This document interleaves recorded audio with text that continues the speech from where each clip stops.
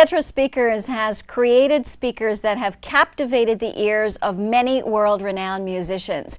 Adrian Butts and Wayne Perfect Sound in 1995 here in Ottawa. Since that time, they have created 7 lines of speakers that range in price from $2,000 a pair to $33,000 and a third dollars per pair. And I'm joined right now by Butts, who is the president of Tetra.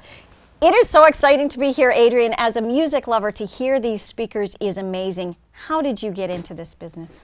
Well, it's an Ottawa story, and in this case, the nut doesn't fall very far from the tree. Avenue in the West End.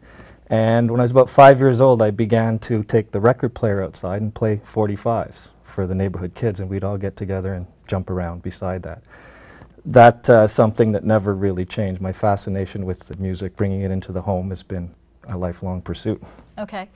You opened an audio store and you got into that business. How long did that last before you said, I'm going to make my own speakers?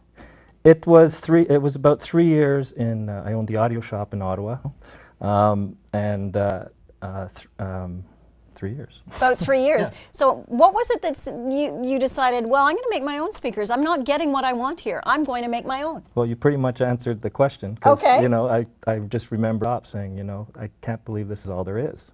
That it can be that much of a difference between a microphone in front of an instrument and what we get to hear at home.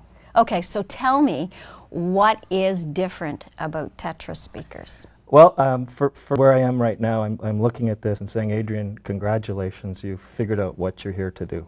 Because I really feel I'm doing that now, making these speakers, having my music, but then getting into the places where I'm now playing music for people that I used to play for people. Right. And having them excited about hearing themselves back like they never have before.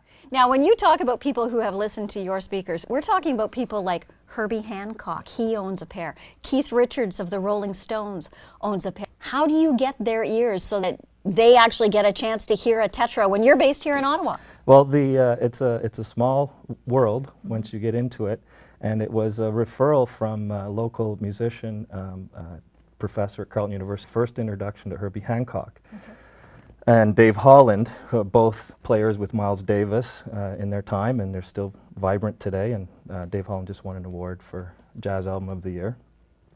And interestingly enough, the conception is that musicians don't spend money on audio equipment. But the truth is they will if they hear something they like. And this has been a constant theme with these guys.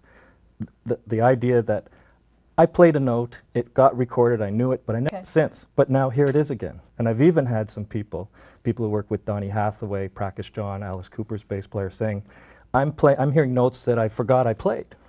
And this is what you hear when you listen to Tetra. You're back there. So in a way, to the musicians, all that they've given to me, to us, because they're not going to go forever, these guys. Yeah. And they're now looking at being able to relive their past through our speakers. What does it mean for you when you can say, my speakers? Well, that's a dream.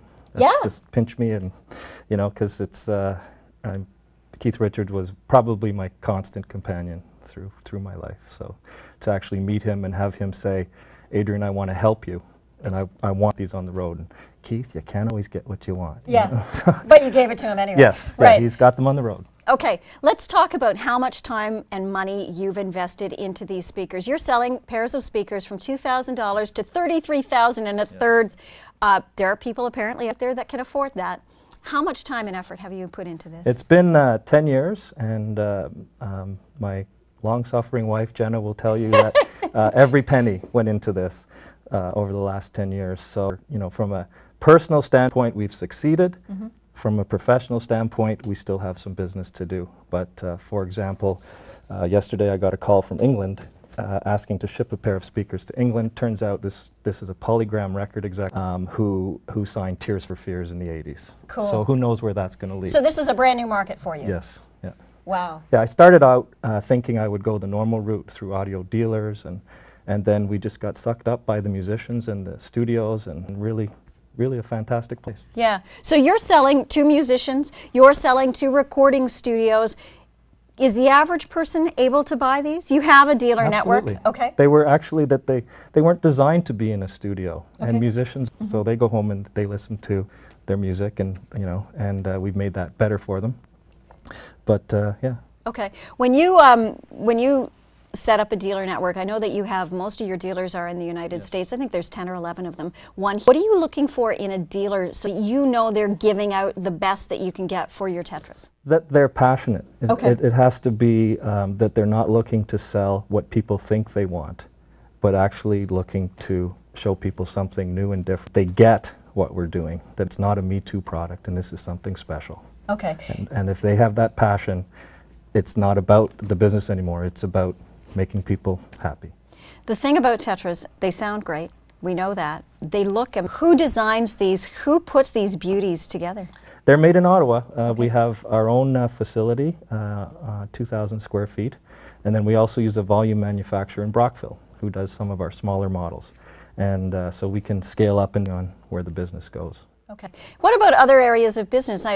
From my understanding, you could be moving into particular cabling that works best with Tetra speakers. I mean, these are all things that, as a person who loves music, I never really thought about. It matters what kind of speaker, what cabling, but that's a whole other line of business for you, isn't it? Well, it's an obvious, because in my mind, you're dealing with the same electrical properties as you are in a speaker wire. Mm-hmm. So yes, who would know better than what the sound they want wire on than the person who designed the speakers?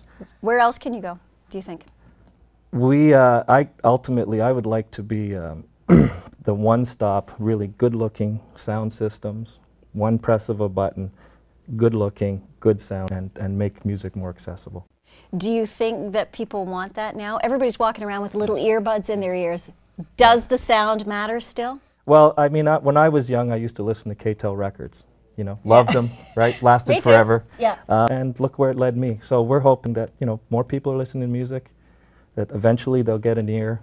And, you know, I hear every day of converts from the MP3 to, you know, getting back to getting closer to the music and getting all the detail and not leaving information. Well, Adrian, it's been an amazing 11-year journey, I guess, for you, 10-year journey. You've created a fabulous product, and I'm sure we'll hear more from you. Thank you very much. Thank you for coming in and visiting Tetra. It's really great to have you. We will be right back.